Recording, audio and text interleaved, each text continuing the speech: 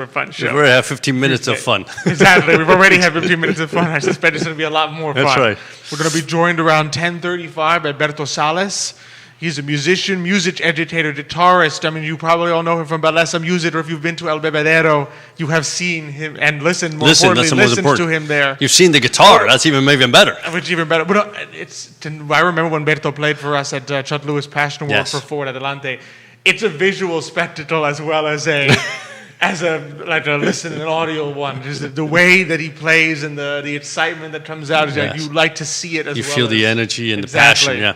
You're not just listening. It's a full experience. So we're going to have him on. We're really excited. Xavier and I are going to talk some finance. We're going to talk the dreaded R word, recession. Oh, I thought it was a We've had a great audience question from Andre Xavier, so we're gonna talk a little bit about that. I love that name. At the beginning of the show, Xavier is a big fan of Andre. Andre Xavier. Xavier is a big fan of your last name. I wonder why.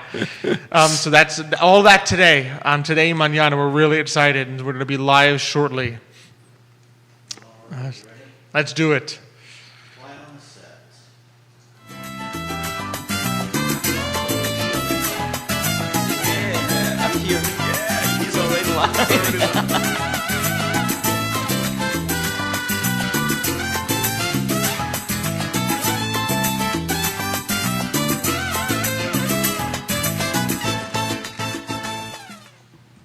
Good morning, everyone, and welcome to Today Mañana.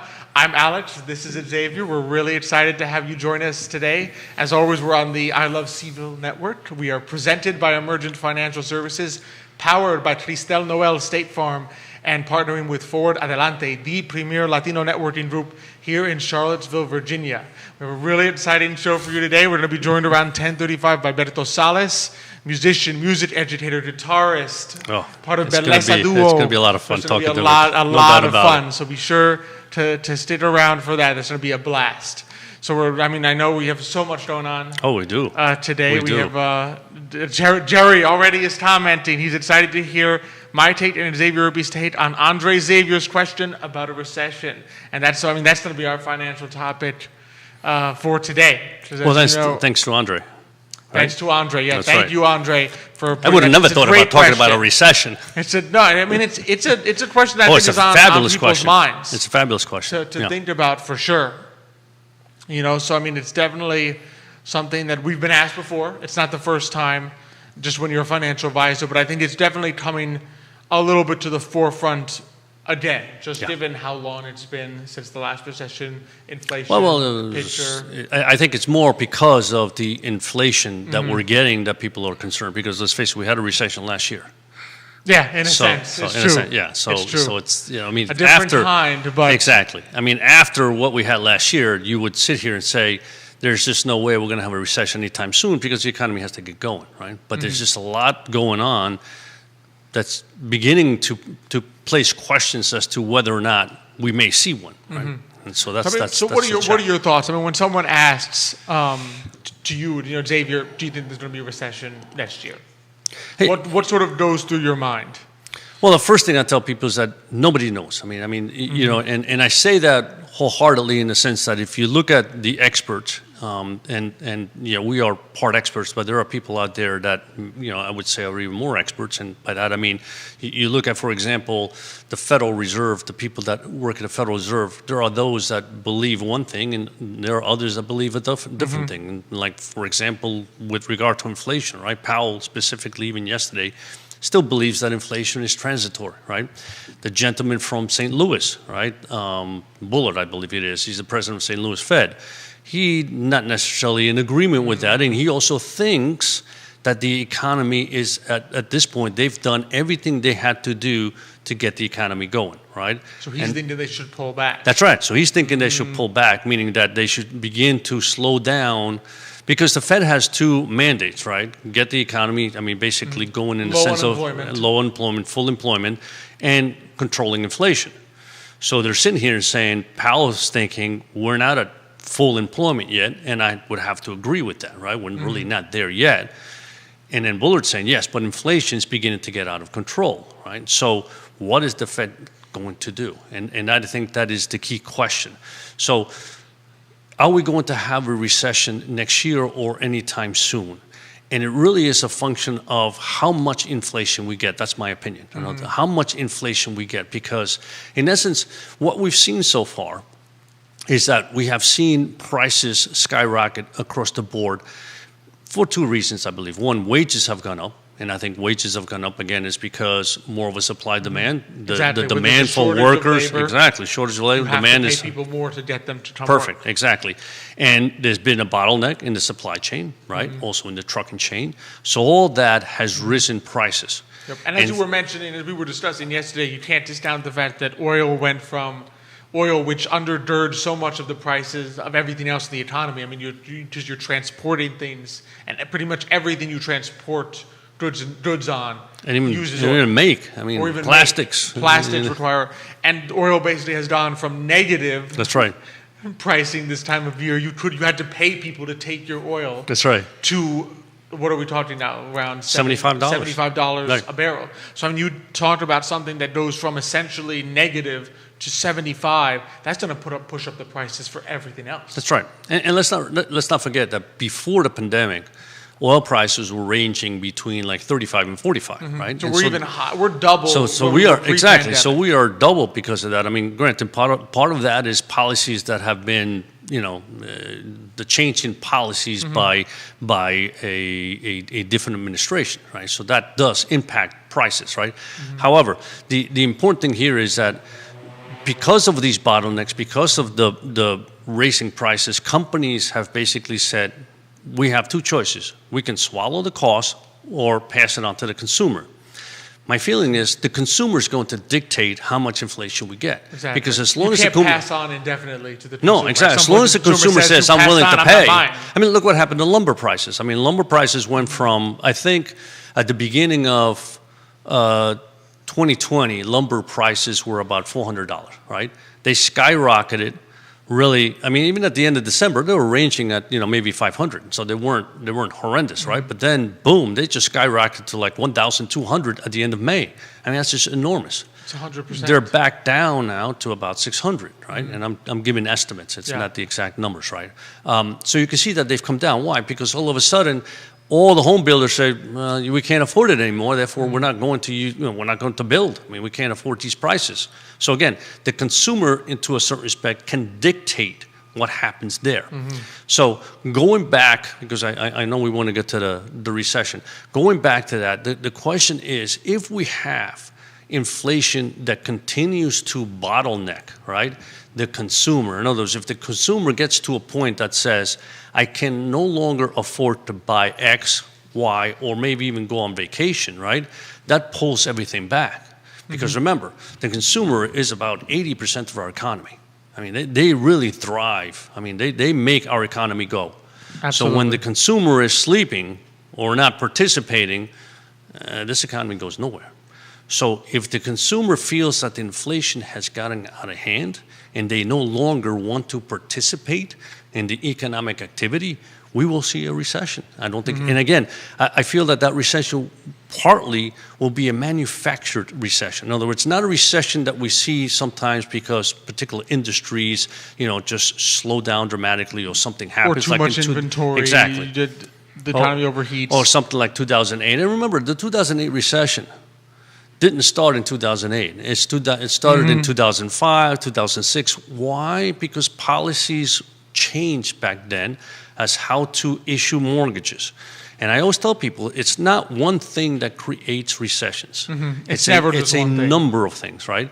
And the policies that are created, whether it be Fed policies or Fiscal administration policy. policies or fiscal policies, those are the ones you have to be careful about because they have ramifications, right? They have. And the problem with all those policies, they have ramifications. That any Fed decision doesn't have ramifications in 2 months, That's 3 right. months. It has ramifications a year, 2 years out. Exactly. So by the time you see the ramifications, it's well past when that decision was made. I mean, the Federal Reserve basically kept rates too low for too long, years before the 2007, That's right. 2008 That's right. recession. Not 6 months before the recession. It's not like they cut rates in 2008 and said, oh, that was a bad decision 2 months ago, you caused a recession. No, you made this decision 3 years ago. Exactly. Yeah. and we're seeing the ramifications. So And you it's- started to see that happening, right? And the other thing that I want to talk about was there are two types of recession, right? There's what they call the Wall Street recession and the Main Street recession, right? And the Wall Street recession means that the markets just begin to tank, and of course Wall Street begins to suffer because of that, right? And then this Main Street the recession, and that's the one that worries me the most, right? And we've talked a little bit about what's going to happen to the stock market as long as the Fed panics every time the stock market starts to go down. You're not going to see a stock market recession. But the recession on Main Street is the one that worries me because one, that's what we had in 2020. Let's face it. I mean, Exactly, it's the the stock small market. business, which is the backbone of America, the one that got hammered in 2020, right? So if we continue this path of inflation, it is the small business that once again will be hurt the most, right? And if the small business gets hurt the most again, we will again see a recession that really targets or impacts basically the middle class and lower. the middle class and lower, the Which small is- businesses. And that's what worries me because they are already struggling and now they're dying to get out there, come out and say, I'm ready to go. And now they have to face the fact that every product they're buying is 3-4 times the price they were paying a year or 2 years ago, right? Exactly. And that's painful because now, I mean, they, as opposed to a large corporation, they cannot afford to absorb the cost. They just went through a recession. They borrowed money or got grants just to survive. And now you're telling them, well, you're going to, the consumer says, I can't buy this at this price. And it's like, well, I can't absorb can't the sell cost it for less. because I have tons of mortgages to pay and loans to pay. So that's where the risk is. And I think that's where the balance of the Federal Reserve is at hand, right? They have to make sure that whatever they do, one, they don't destroy this economy, right? Because if they do something really quick and they panic, they can certainly slow down this economy dramatically. You don't want that to happen. Exactly. And two, at the same time, you can't allow inflation to run out of hand, right? You can't reach dangerous levels. Right. I mean, there's a point at which, okay, you sit there and say 5% inflation year over year from last year. Okay, right? We're coming out of a pandemic. Every price was almost at the bottom last year. That's one thing. You're talking, I mean, if you start talking, 7, 8, 9, 10, now you're getting to numbers that are so crazy that people, the consumers themselves, begin to say, Right. well, I can't do this. I can't pay 10% more for everything than I did last year. Yes. It's just unsustainable. Exactly. So that's when I think you reach the issues where you start to think about recession in That's terms right. of what inflation may do to consumer behavior. I mean, fortunately, we're not there yet, That's right. and we may not get there. But that's where you would start to see concerns. Yeah, and I mean, to be honest with you, I am concerned even more so because when you look around the globe, I mean, you look at China today basically saying that they've slowed down, right? Which is kind of like, why are they slowing down? Europe has not even gotten started yet. So you look around the globe, I mean, South America, they still, I mean, we saw the Copa America, there's nobody in the stands. So you can see that they're not ready to go yet. So we have a globe where there isn't that vitality that you would expect, and yet we're seeing these prices, right, on especially on commodities that have risen so much. So my worry is, are we going to continue to see oil prices rise because eventually demand picks up, and I mean And supply chains and haven't been fixed yeah, yet. I mean the supply chains haven't been fixed. Part also because at this point, remember OPEC has now joined forces, That's which true, is the cartel is back in sad operation. because that wasn't there before. You can't allow people to create cartels of that sort because they hold you hostage, right? And so OPEC, for those who don't know, that's Yes. basically it's a combination of oil-producing countries, not the United States. No. It's not part of it, obviously. A collection of oil-producing countries, mainly Middle East, but there are some others that join with them. I know there's a couple other countries that then join part of OPEC. They're not all in the Middle East. But they basically collude. Yes. I mean, there's no other word for it. They basically collude. They will talk to each other and say, how much oil should each of us produce to keep prices high? That's right. Right? Typically, when major other players like the United States are exporting oil, it weakens their power.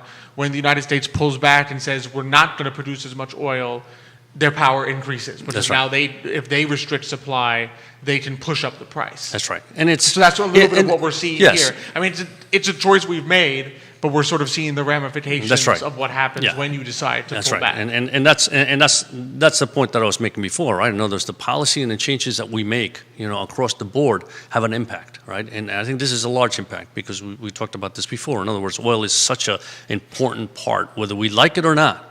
Whether we love clean energy and everybody loves clean energy, we're not there yet. Not even close to being there. Oil runs so you do see the it in world. the prices. Exactly. So if you continue to go down the path of reducing the amount of supply that you yourself can produce and allow these other countries, which basically their economy is oil only, then you're in trouble because they're going to hold you hostage. They're right? gonna And so take that's what's happening. actions.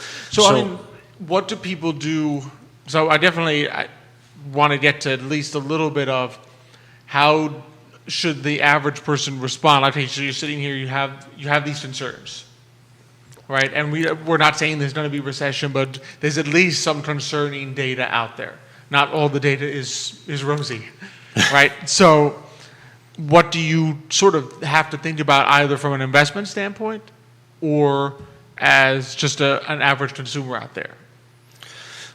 Well, Because, panic is the last thing you want to do. No, of course. No, panic is always the worst, no matter where you are, what you do, what the situations are, right? Panicking doesn't help anybody.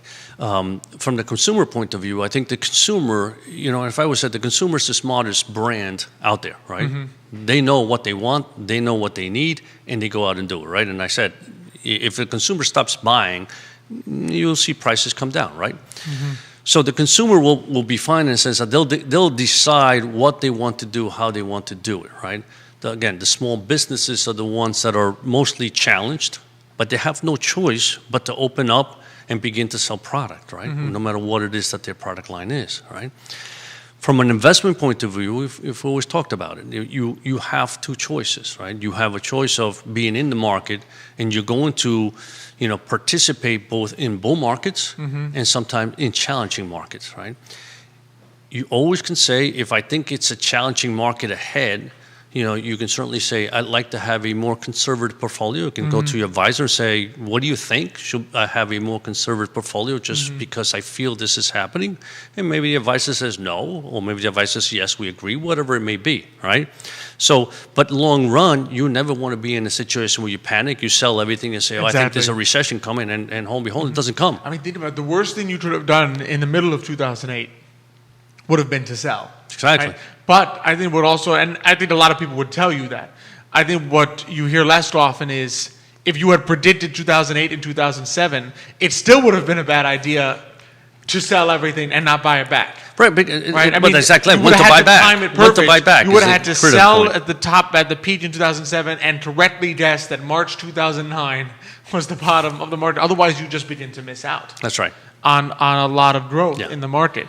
And I think in some ways, the best way from an investment standpoint to be protected and prepared for a recession in the markets, right, is to have the right risk tolerance for yourself as if there was no recession. Know yourself well. If you think about it, if you're a young person like me, you have a lot of risk in your portfolio. A recession such that it damages my portfolio, I have 40 years to get it back. I'm not worried about that. If you're someone about to retire, a little less now. I have less than 40 I years think now. it's 39. Oh. Just. I have a birthday, and immediately we get the crack that I have less it's than just 40 life. years. We all have birthdays, That's just me. Wow, I'm very surprised that came out there. I'm just going to pretend that I didn't hear that comment. But in the sense that if you're about to retire, if you're 55, 56, the best thing you can do to protect yourself in a recession is make sure that your portfolio has the right risk tolerance. In other words, if you're 55 and your portfolio hasn't been adjusted for 20 years and it's still at a medium to high level of risk, well, there's your problem right there. That's right. Whereas if your portfolio has been adjusted to be conservative because there's a knowledge that you're retiring in 5 to 10 years, you by nature, by default, the very fact that you have a portfolio with less risk is going to protect your portfolio during the recession. You don't actually have to go out and sell everything. You just have to make sure that your portfolio actually has the level of risk that's appropriate for you independent of anything that's happening out there in the marketplace or in the economy. Right, right. And I'm just going to give you this before we get to real fun. No, before we get into fun. I remember, and I can't remember the person's name, but there was a hedge fund manager back in 2006, right, which basically was shorting the mortgage market huge, right? And he made billions, and I mean billions, because he got it right, because the mortgages crashed, right? Just to give you ideas how there's no such thing as geniuses of perfection out there, right? Thereafter, 3 times he made bets, which were all losing bets. He bet huge on gold when gold was already at the all-time high. He bet that the stock market would crash. It didn't crash, right? And I forget what the third bet was. But my point being is that you can never be right all the time. You may be right that one time, and obviously he made tons of money, and that was great, right, by him. But you can't be right all the time. So the important thing is, as you said, understand yourself, recognize what your risk tolerance is, what your time span is, what you want to save for, and just put that money to work and not worry too much about it, right? Because if you start panicking at any point in time, pretty much, and I'm not allowed to say this word, but in this case I can guarantee you're going to make the wrong decision sooner or later, right? And that's not what you want, right? Exactly. And that's really the key there. But a great question, very important to think about. And again, maybe we didn't have a precise answer like, yes, there will be. Because it's a true unknown. I mean, the fear's out there. The key, I mean, it's a great question because unknown. Under most scenarios coming after from last year, like I said, you would say, well, recession. Why would we see a recession after we already had one? But the answer is because of what's going on, because of all the little things that we see happening, right? There is now the probability of something like that happening maybe next year, right? Is the probability high? I don't believe so, but it's there, and so you have to. It's a non-zero, right? Exactly. The key is always it's a non-zero probability, and I think the one mistake I remember from my behavioral economics that the one mistake that people often make is to misgauge the risk of tail events, meaning highly unlikely events. We think that a highly unlikely event has like a 1% probability when it might actually be a 5% probability. And that's a big difference. That's a huge difference. I mean, last year probably tells us a little bit how you gauge what are the odds of this happening? Well, very low. Yeah. And there's a tendency to think, well, very low means impossible. But no, very low means if something if something happens once every 100 years, it's going to happen. It's going to happen. That's right. That's right. It doesn't mean it's never going to happen. That's right. Exactly. I can guarantee you it will happen once every 100 years. Black swan events are happening more often. Exactly. Just they're not that much of a black swan. That's right. But yeah, Nicholas Erpe has a little comment for us. Bill Gross has also had not much success at his predictions other than his one win. Well, he had quite a few in his previous life at PIMCO, but however, in his last 5-6 years, he's been wrong quite a lot. I mean, even PIMCO, I remember well in 2006. I mean, for 5 years they were in treasuries only because they were expecting to crash. Well, eventually they got one, but that's 5 years sitting around in treasuries. That's a lot of return they sacrificed. And Leah says, thanking us for last week. Thank you for mentioning them and the people of Miami. I follow you guys. Always is a pleasure. Thank you, Leah. We love you guys. We love you, Leah. And we're ready, aren't we? Ready. I'm ready for we're ready for some fun music, some good music.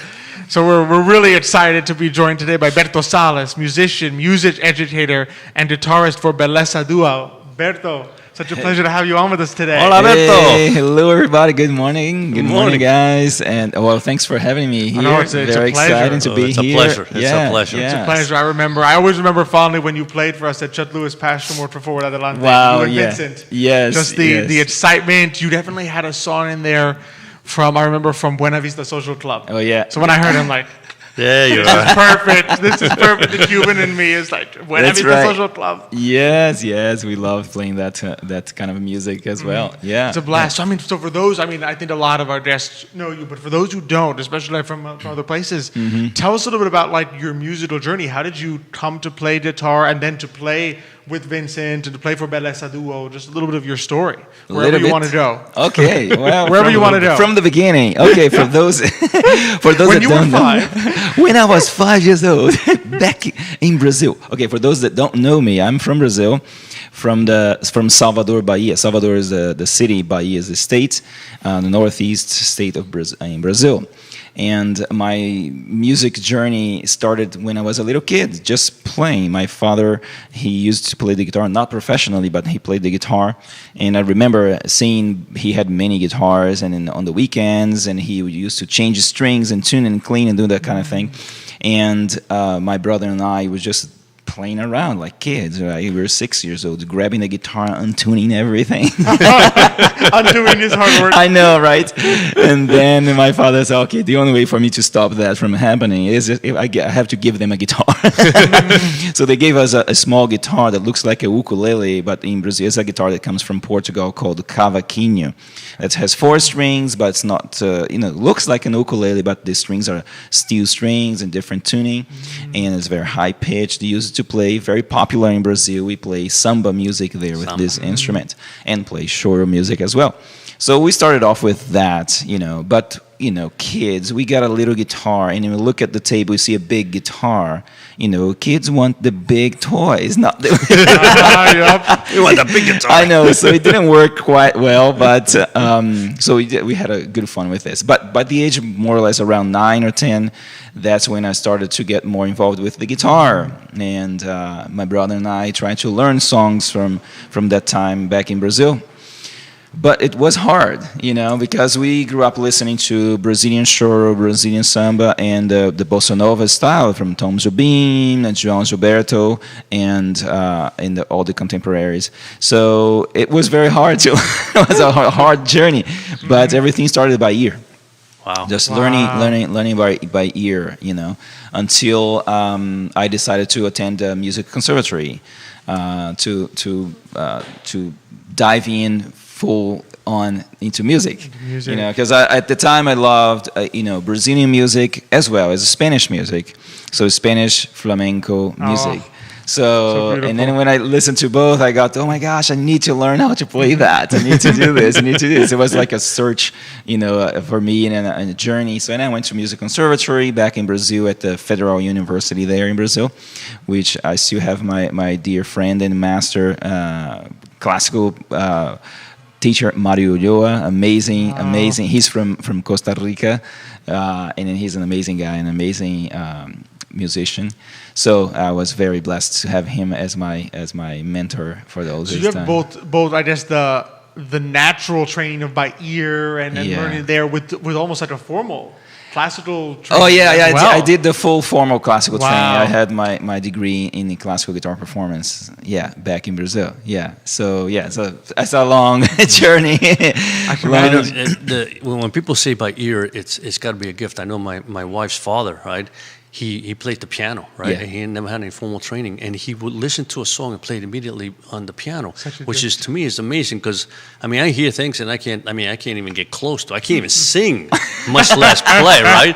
But so obviously, do you think that that's kind of something that you're born with that talent, and then of course expanded into being able to read A music? lot of practice. So well, yes and no, but most people, when you see people in that level, that you listen to something and it can reproduce into an instrument or your voice. So that's right. So you were born with so-called like the perfect pitch, or you developed a relative pitch. Okay. So as a kid, I had no idea what that was. I just listened to things and transferred to the instrument. Okay. And I was doing like ear training. That's what we call the ear training. Okay. But for me, it was just having fun. Yeah. It's like, hey, I learned this one here again, and one more. That became very natural for me. Just I listen, play, listen and play. So, and then I went to the formal studies, but not everybody, have that ability, but Right. you can develop, you can develop. Some people are a little faster and some people not that I'll fast. keep working on it then. You keep on working, you'll get there. Keep practicing maybe in another 40 years. Yeah, you can do this. Still get there. So do you have like a favorite that, what do you play now? Because, what we've heard is fabulous, but do you have like favorite things that you like to play, or do you still like lean towards the Brazilian music? Is that, Oh my like, gosh! part of your heart? I know, right? It's hard because I love music, you know. Okay. And growing up with the Brazilian music background and the Spanish music background, so that it's already a lot to Right. take in. And then from there on, you know, doors opens for jazz music or Middle Eastern music or Indian music, and then Wow. I go, wow, this is so amazing. This Wow. music is great. So I absorbed a lot of content from different parts of the world, and I love them. You know, of course, I love playing Brazilian music and passion for Spanish flamenco music. Like they say in Spain, I have a duende, Duende. which is like that little, I don't know, the soul that's right there that calls for it, you know. And then I remember back in Brazil, we had a flamenco company that we played with dancers and all. We just toured many places in Brazil, which was great. So, but yeah, to answer the question, so it's hard because I love Brazilian music. I love Latin jazz, Indian classical music. Wow. And so and many. it goes on and on and on and on. It's hard. And then you say, okay, I like this composition by this composer and that and the other, and of course classical music as well. So it's very hard to say, With the repertoire, how do you fit it all wow, in? this is my thing. So yeah, lots of musicians say, no, I'm just jazz. I just do this. But I'm sure they also love to and listen to all the kinds of music, you know. So I just basically play what I enjoy, you know, and I think that's what people see. Like, wow, it seems like you're having fun. I go, yes, I am having fun. Exactly. Hopefully No, you too. can see it. You can see it. So what Yeah. led you to Charlottesville and then to form? Tell us a little about the groups the that you're transition part of. now. Yeah, That's yeah, right. exactly. So then, back in Brazil with the learning music there and then graduating in music conservatory, so I started to teaching there as well. You know, assistant professor, and then it became I taught there for about 10 years or so in the same institution, and then that's where I met Madeline. So she came to Brazil to visit, and a friend of mine, a mutual friend, his name is also Humberto, and I don't know if he's logged on right now, but if he's not, he will see later. So he's a drummer, great guy, great friend, and he met Madeline first, and then he tried to introduce her to me at the time, and saying, hey, I met this American singer, and she's amazing. She wants to do to make a quartet to play Brazilian music, and I said nope.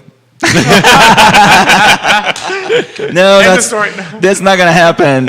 And because before when she met him, so she wanted to have, you know, he said, well, let's do this so we can play some Brazilian music, and I have a bass player and a piano player is amazing. And she said, no, I don't want piano, I want a guitar, because you know Brazilian music is João Gilberto, Tom Jobim, that kind of thing. And he said, oh, I have the guitar for you. He's gonna do it. And then that's when he started calling me. I said, no, she's American. I don't think she can pull off singing in Portuguese, you know? Because if you ask her, she's gonna say, wait a sec, did you tell the whole story? Yeah, that's the story. So, and I was very involved with a bunch of other projects there. So 3 weeks later, he was bugging me every single day. And then we were just going to a concert in a big theater there for a flamenco concert, and which, you know, I was very excited about. And so he bought a ticket for me, for Madeline, for himself, and his girlfriend. But he didn't tell me that he bought all four in the same row. So okay, great. So and then we were there waiting for the show, and we talked to so many people. And then he said, hey, by the way, Madeline's here. Would you like to do? Okay, a year and a half later, so wait a second, we are going to get married. They'll go, whoa, that was so quick. So yeah, she stayed there for about 3 years. We played a lot. We toured a lot in my home state there, you know. We had different projects there. We played Brazilian and jazz music there. And we had a friend also from Peru that we played Afro-Peruvian music. So Wow. Another vein that I love is Afro-Peruvian music. So it's basically Madeline and I with 10 percussionists from Brazil. Whoa. And one percussionist from Peru that taught us how to play the Afro-Peruvian rhythms, which was awesome. Awesome. It was 10 percussionists. 10 percussionists, So yeah, guitar, voice, and 10 percussionists, and we Wow. both singing, and, you know, it was great. Yeah, and that journey, and so from there, So she decided to come back to the U.S. and I go, well, now we are married. I guess I have to go to the U.S. That was so funny because neither she and I were just thinking about getting married or going anywhere. So we're great. We're just living here by the ocean. And then she goes, I'm homesick. We're gonna go to the U.S. Okay, great. Let's go to the U.S. And then here I am, and the journey starts. Another journey starts, another chapter. Yeah. That we have our duo that we call Beleza. Beleza, that you can find a lot about us if you go to belezamusic.com. That's where you're going to find where we are playing, what we are doing, and nice. we have lots of things going on, lots of projects. I can keep on going. Sure. Yeah, Sure. Tell us about your projects. Tell us a little Absolutely. about the things you're doing, and maybe even combine it. Because I know I'm always curious, like for musicians, what are some of the challenges that you had last year? Because I would imagine it was difficult. But then we'll switch it to the positive. He's having fun. You know, Why like, go there? bring us out of like there to all the things you're doing this year. Okay, so the troubles from last year. First. And then what you're doing now. Okay, well, great. Yeah. So when last year hit, I think everybody was shocked and freaking out. We definitely, when we saw everything stop, I felt like the planet Earth stopped That's moving. right. Stop spinning, yes. Yeah. It stopped spinning, and I go, oh my gosh, this is real. What's gonna happen now? And then that's the moment, like a couple of days later, we start thinking, we're freaking out. We cannot, like I said, we cannot panic. We cannot panic, right? So then you start to just, thinking and just lots of plan B, plan C, plan D, and all that. So what if this thing doesn't come back? I mean, because we're in the music industry, in the entertainment industry. Right, like exactly. you said, small business, Yep. Yeah. everything starts to go down. And but luckily, we also not only performers, but we are music educators. So we continue to teach, but of course, it immediately 2 weeks was nothing. Nothing. Right. Until people start to, getting to the online teaching platforms and everything. Nice. But before that, I was already teaching online 5 years before last year, because So you were already sort of prepared. I already had students. Yeah, I had students outside of the states and different states in the U.S. and students outside the country. So I have students in Germany, other places Wow. that I've been teaching via Skype. Okay. For like 6 years or so.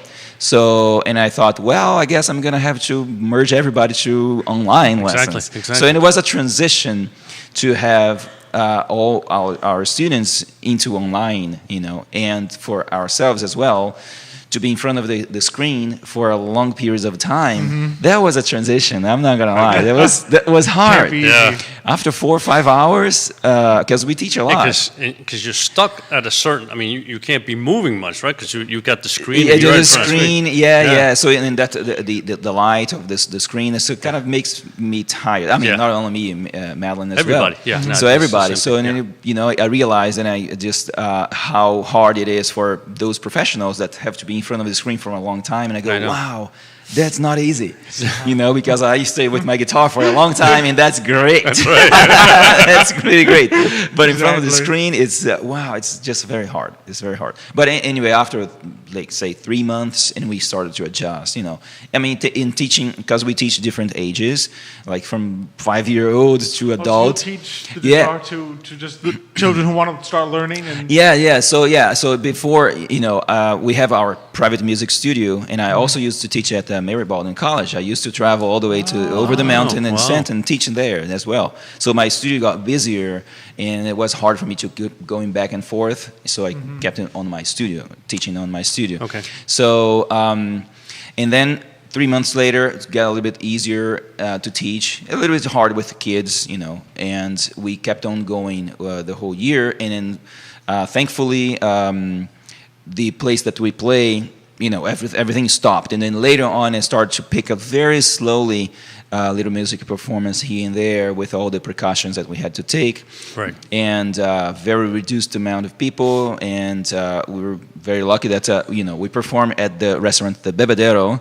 So that's so when do people find you days? there? What days are you there? So basically, but last year, so we had, we performed at the Bebedero. I was like outside. So, Okay. and then we were doing this on Wednesdays and then Thursdays. And then, that was good to have, with this whole pandemic, and we could see the farther it went, nothing happening. People craving for more. I need to be outside. I need to get to live music. I need to live. Feel that. You could feel that, you know. So, but thankfully, yeah.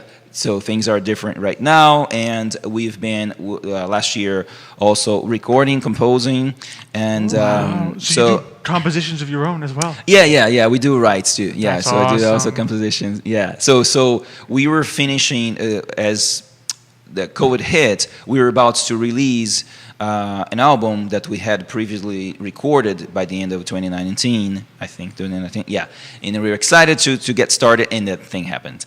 And I go, ooh. And then we started to continue the project as composing and writing and recording. So we recorded more. And finally, now that things are opening, we are releasing singles. We've already released a couple of singles. You can find us on all major platforms: Spotify, iTunes, Awesome. Amazon, Check it Deezer.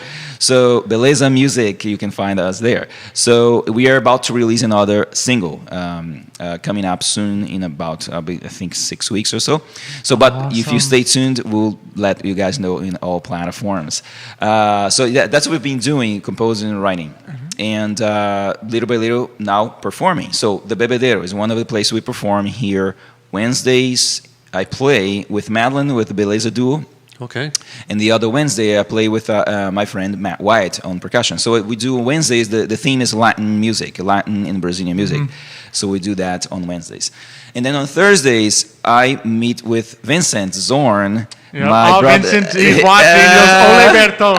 Ole Vincent, my brother from another mother. Yes. What's up, Jerry? So yeah, exactly. So he and I have been just crazy because just quick thing that how did I meet Vincent? So basically, it was interesting.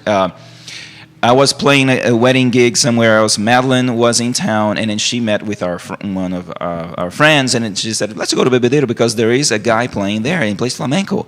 And let's go check it out. Sure. Yeah. And he actually told me later, "Oh, I already had checked you guys out before because he came from California." And then he came here and he said, "Who are these guys?" And he started saying, "Oh, wow, beleza, woo, okay, fancy." and then Madeline shows up there. He's playing, and then he goes and he sees Madeline. He goes, "Oh boy, she's here. Is he here?" Pressure's on. So anyway, and then they start talking about after the gig, Madeline came to talk to him and said how much she enjoyed the evening, and then she told him, "I think you should talk to my husband. You should play together." He goes, "Oh, okay. Oh, well, all right, man. Okay, cool." So He played it like he hadn't checked you out yet. yeah, exactly. And then Who is this guy? Yeah, so who is this guy? So yeah, it was funny. And then and that next day, and she said, "Oh, I met Vincent. He's a great guy. Plays really great, and you should play with him." I go, "Cool. Let's meet up." We set up a meeting. I think we just had one rehearsal only for this past. We've been playing together. So I said we touched base, and then he came over, brought a bottle of wine, and let's drink and then just play and see what happens.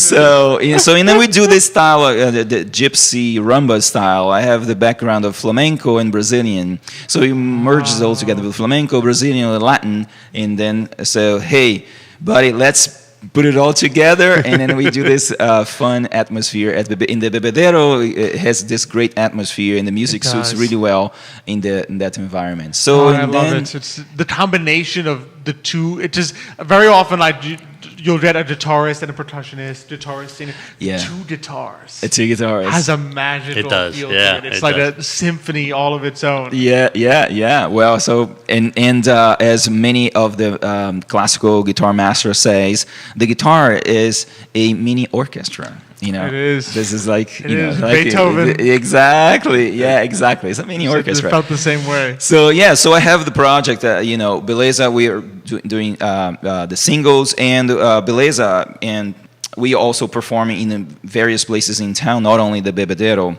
but now things are opening. Now we have been performing wineries, which is great. We love playing wineries here. The Glass House Winery is amazing. If you haven't been there, if you're not from here, just go check it out. Another place that we play a winery here is like Early Mountain Vineyard. We play at Cunningham Creek Winery. We also been playing at Potter Cidery, which is a great place also. So all outdoors space, that can feel safe and comfortable. That's for you to. So do you have that schedule online?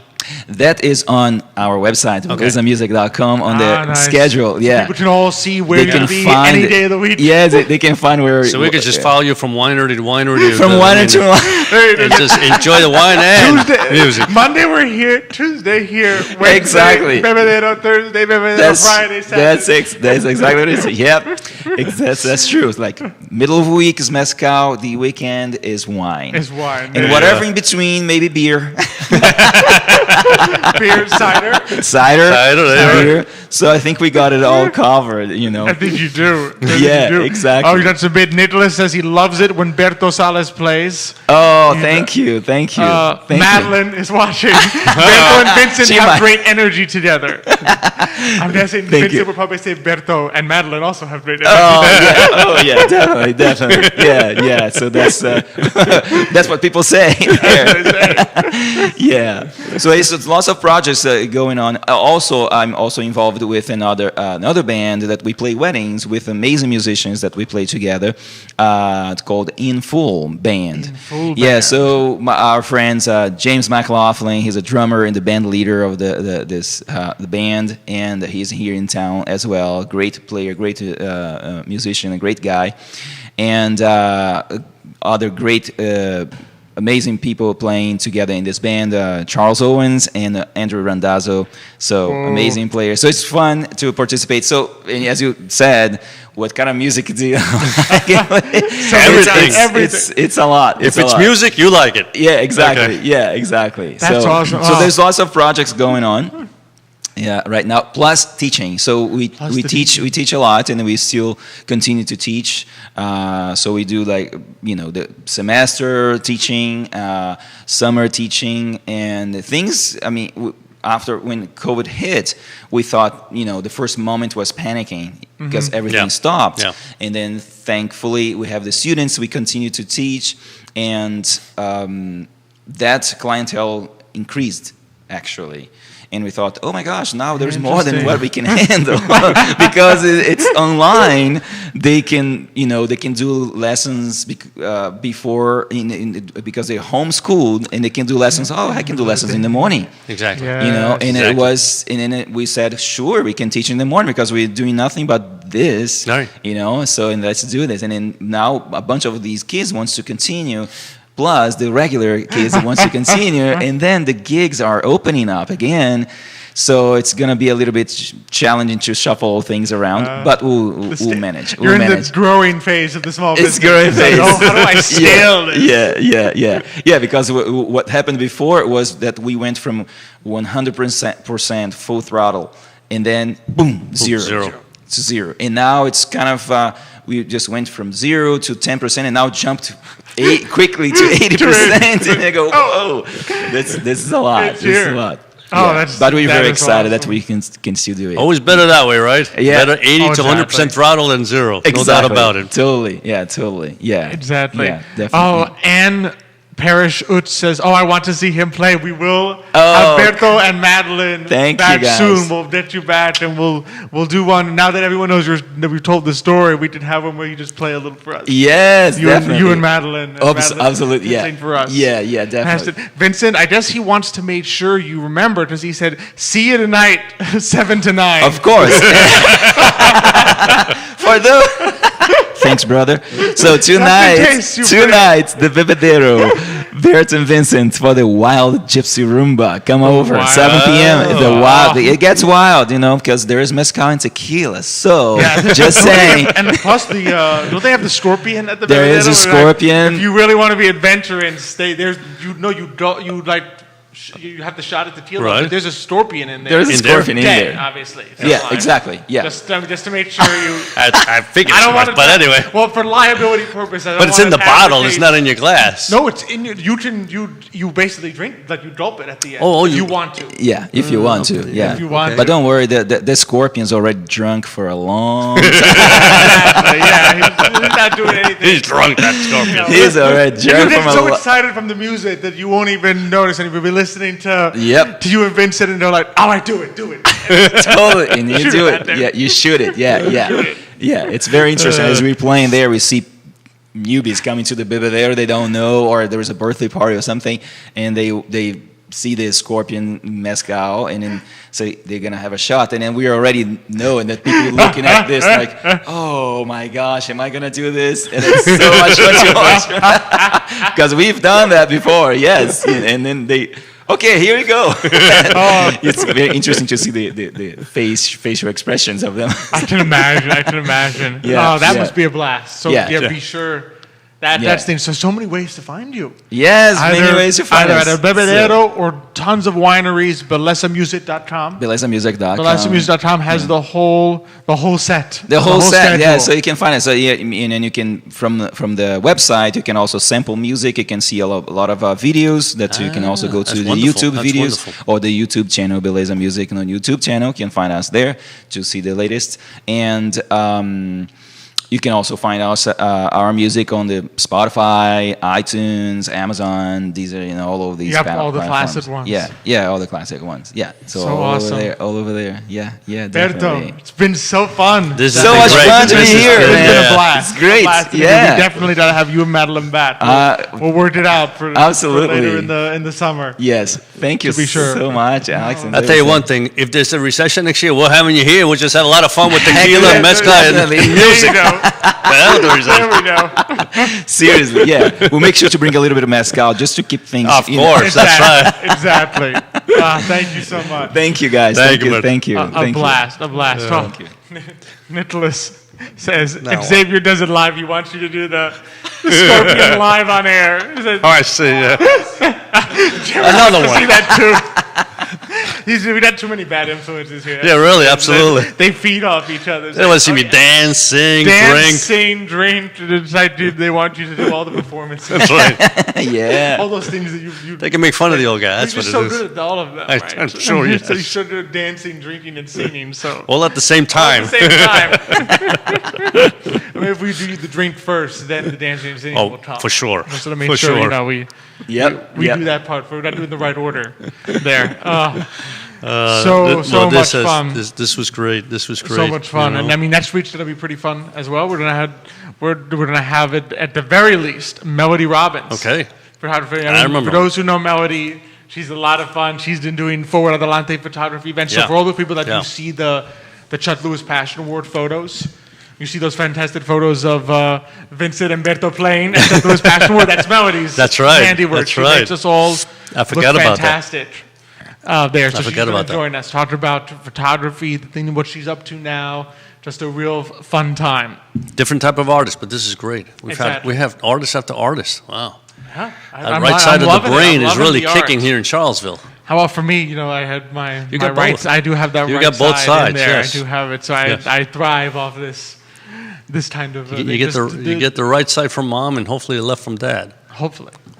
Hopefully. We don't know yet. Oh no, I think some of the Emergent Financial Services No, clients will yeah. probably attest. I have a little bit of the No, left you're doing side too. you're doing better than dad. I'm saying it's not a matter of you. It's whether the dad gave you Dad enough. gave Yeah. me enough of the left side of the brain. Can't say that. It all came from dad. Such a blast to do this show every time. It is. And I know before we left, we did want to give just a little bit of our saying that our hearts are with the people in Cuba. Because as Cubans ourselves, we know how important it is. This the blessing of freedom that we have Yes. in the United States, and we want it for the Cuban people too. So we've been following it. My mother sent me a video, I think 2 or 3 days ago of what happened there. 2 days ago, I guess it was. Mm-hmm.